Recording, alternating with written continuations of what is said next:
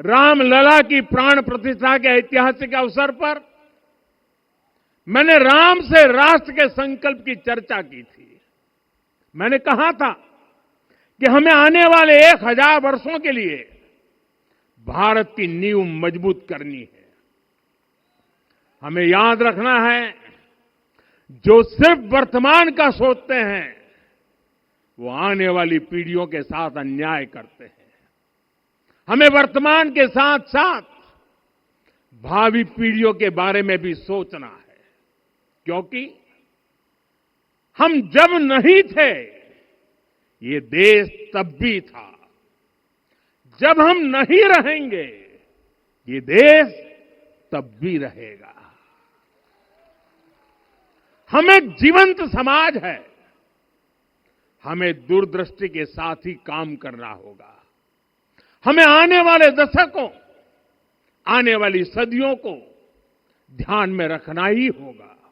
और साथियों, इसके लिए भी हमें प्रभु राम से सीखना होगा। हमें उनके व्यक्तित्व को समझना होगा, हमें उनके व्यवहार को आत्मसात करना होगा। हमें याद रखना होगा, राम यानी आदर्श, राम यानी मर्यादा, राम यानी जीवन का सर्वोच्च चरित्र, राम यानी सत्य और पराक्रम का संगम। दिव्य गुणे शक्र समो रामः सत्य पराक्रमः। राम यानी धर्म पथ पर चलने वाला व्यक्तित्व। रामः सत्पुरुषो लोके सत्यः सत्यपरायणः। राम यानी जनता के सुख को सर्वोपरि रखना, प्रजा सुखत्वे चंद्रस्य। राम यानी धर्म और क्षमा का दरिया। वसुधाया क्षमा गुणे है। राम यानी ज्ञान और विवेक की पराकाष्ठा। बुद्धया बृहस्पते तुल्य। राम यानी कोमलता में दृढ़ता। मृदु पूर्वज भाषते। राम यानी कृतज्ञता का सर्वोच्च उदाहरण। कदाचन नोपकारेण कृति नैकेन तुष्यति। राम यानी श्रेष्ठ संगति का चयन। शीला वृद्धे ज्ञान वृद्धे वयोवृद्धे च सज्जने। राम यानी विनम्रता में महाबल। वीर्यवान च वीर्येण महता स्वेन विस्मितः। राम यानी सत्य का अडिग संकल्प। न च अनुत्र कथो विद्वान। राम यानी जागरूक, अनुशासित और निष्कपट मन। निस्तिंद्र अपम्रत च स्वदोष परदोषवित। साथियों, राम सिर्फ एक व्यक्ति नहीं, राम एक मूल्य है, एक मर्यादा है, एक दिशा है। अगर भारत को साल 2047 तक विकसित बनाना है, अगर समाज को सामर्थ्यवान बनाना है, तो हमें अपने भीतर राम को जगाना होगा। हमें अपने भीतर के राम की प्राण प्रतिष्ठा करनी होगी। और इस संकल्प के लिए आज से बेहतर दिन और क्या हो सकता है। साथियों, 25 नवंबर का यह ऐतिहासिक दिन अपनी विरासत पर गर्व का एक और अद्भुत क्षण लेकर आया है।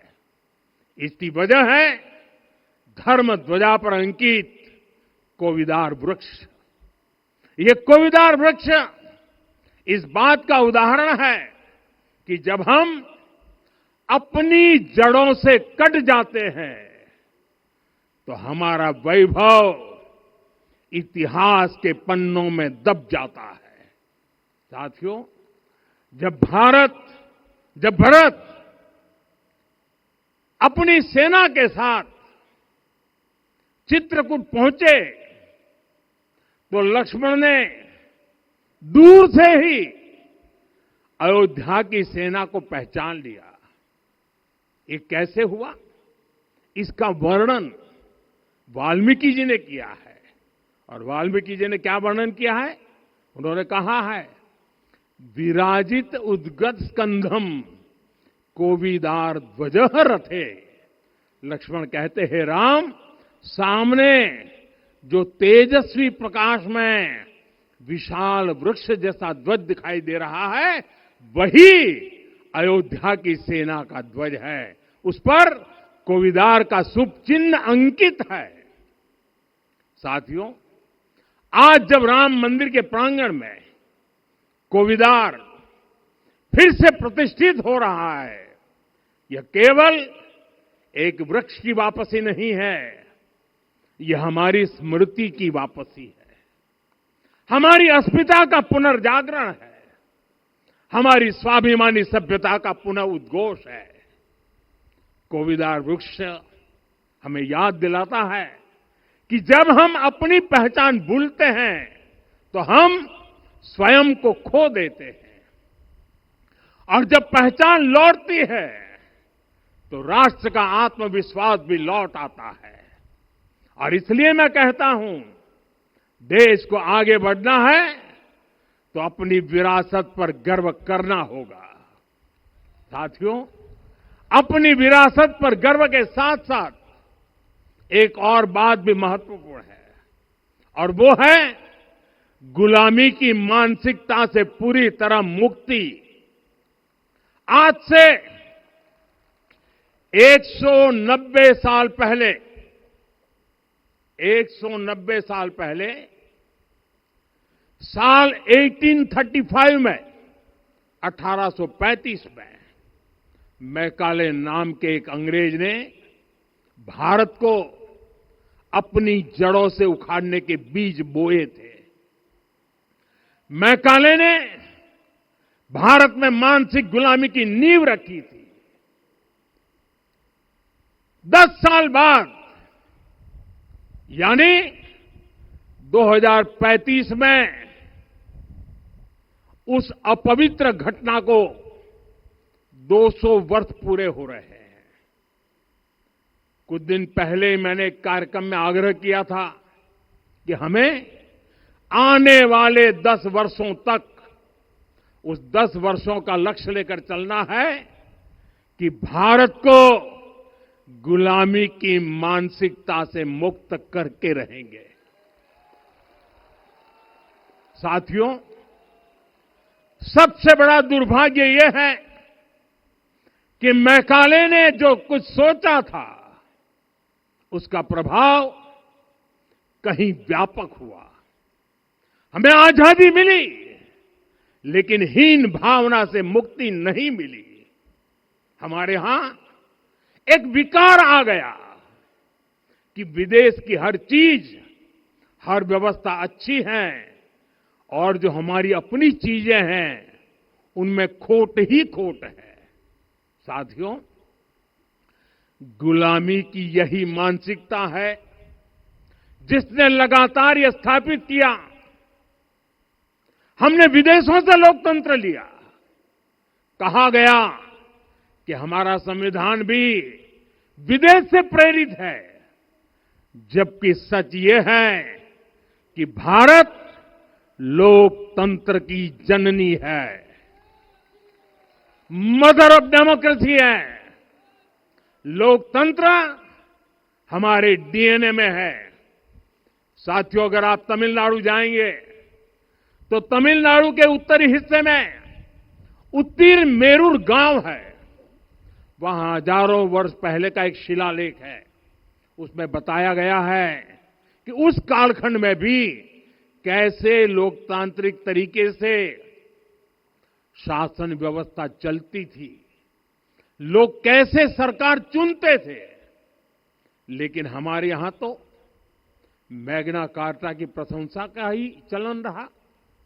हमारे यहां भगवान बसवन्ना, उनके अनुभव मंटपा की जानकारी भी सीमित रखी गई। अनुभव मंटपा यानी जहां सामाजिक, धार्मिक और आर्थिक विषयों पर सार्वजनिक बहस होती थी, जहां सामूहिक सहमति से निर्णय लिए जाते थे। लेकिन गुलामी की मानसिकता के कारण इस भारत की कितनी ही पीढ़ियों को इस जानकारी से भी वंचित रखा गया। साथियों, हमारी व्यवस्था के हर कोने में गुलामी की इस मानसिकता ने डेरा डाला हुआ था। अब याद करिए, भारतीय नौसेना का ध्वज सदियों तक उस ध्वज पर ऐसे प्रतीक बने रहे जिनका हमारी सभ्यता, हमारी शक्ति, हमारी विरासत से कोई संबंध नहीं था। अब हमने नौसेना के ध्वज से गुलामी के हर प्रतीक को हटाया है। हमने छत्रपति शिवाजी महाराज की विरासत को स्थापित किया है। और ये सिर्फ एक डिजाइन में बदलाव नहीं हुआ, ये मानसिकता बदलने का क्षण था। ये वो घोषणा थी कि भारत अब अपनी शक्ति अपने प्रतीकों से परिभाषित करेगा, न कि किसी और की विरासत से। और साथियों, यही परिवर्तन आज अयोध्या में भी दिख रहा है। साथियों, ये गुलामी की मानसिकता ही है जिसने इतने वर्षों तक रामत्व को नकारा है। भगवान राम अपने आप में एक वैल्यू सिस्टम है। ओरछा के राजा राम से लेकर रामेश्वरम के भक्त राम तक और शबरी के प्रभु राम से लेकर मिथिला के पाहुन राम जी तक, भारत के हर घर में, हर भारतीय के मन में और भारतवर्ष के हर कण कण में राम है। लेकिन गुलामी की मानसिकता इतनी हावी हो गई कि प्रभु राम को भी काल्पनिक घोषित किया जाने लगा। साथियों, अगर हम ठान ले अगले 10 साल में मानसिक गुलामी से पूरी तरह मुक्ति पा लेंगे, और तब जाकर के ऐसी ज्वाला प्रज्वलित होगी, ऐसा आत्मविश्वास बढ़ेगा कि 2047 तक विकसित भारत का सपना पूरा होने से भारत को कोई रोक नहीं पाएगा। आने वाले 1000 वर्ष के लिए भारत की नींव तभी सशक्त होगी जब मैकाले की गुलामी के प्रोजेक्ट को हम अगले 10 साल में पूरी तरह ध्वस्त करके दिखा देंगे। साथियों, अयोध्या धाम में रामलला का मंदिर परिसर भव्य से भव्यतम हो रहा है और साथ ही अयोध्या को संवारने का काम लगातार जारी है। आज अयोध्या फिर से वह नगरी बन रही है जो दुनिया के लिए उदाहरण बनेगी। त्रेता युग की अयोध्या ने मानवता को नीति दी। 21वीं सदी की अयोध्या मानवता को विकास का नया मॉडल दे रही है। तब अयोध्या मर्यादा का केंद्र थी, अब अयोध्या विकसित भारत का मेरुदंड बनकर उभर रही है। साथियों, भविष्य की अयोध्या में पौराणिकता और नूतनता का संगम होगा। सरयू जी की अमृत धारा और विकास की धारा एक साथ बहेगी। यहां आध्यात्म और आर्टिफिशियल इंटेलिजेंस दोनों का तालमेल दिखेगा। राम पथ, भक्ति पथ और जन्मभूमि पथ से नई अयोध्या के दर्शन होते हैं। अयोध्या में भव्य एयरपोर्ट है। अयोध्या में आज शानदार रेलवे स्टेशन है। वंदे भारत और अमृत भारत एक्सप्रेस जैसी ट्रेनें अयोध्या को बाकी देश से जोड़ रही हैं। अयोध्या वासियों को सुविधाएं मिले, उनके जीवन में समृद्धि आए, इसके लिए निरंतर काम चल रहा है। साथियों, जब से प्राण प्रतिष्ठा हुई है तब से लेकर आज तक करीब करीब 45 करोड़ श्रद्धालु यहां दर्शन के लिए आ चुके हैं। ये वो पवित्र भूमि है जहां 45 करोड़ लोगों के चरण रज पड़े हैं और इससे अयोध्या और आसपास के लोगों की आय में आर्थिक परिवर्तन आया है, वृद्धि हुई है। कभी अयोध्या विकास के पैमानों में बहुत पीछे थी, आज अयोध्या नगरी यूपी के अग्रणी शहरों में से एक बन रही है। साथियों, 21वीं सदी का आने वाला समय बहुत महत्वपूर्ण है। आजादी के बाद के 70 साल में भारत विश्व की 11वीं सबसे बड़ी अर्थव्यवस्था बना। 70 साल में 11वीं। लेकिन पिछले 11 साल में ही भारत विश्व की 5वीं सबसे बड़ी अर्थव्यवस्था बन चुका है। और वो दिन दूर नहीं जब भारत विश्व की तीसरी सबसे बड़ी अर्थव्यवस्था भी बन जाएगा। आने वाला समय नए अवसरों का है, नई संभावनाओं का है। और इस अहम कालखंड में भी भगवान राम के विचार ही हमारी प्रेरणा बनेंगे।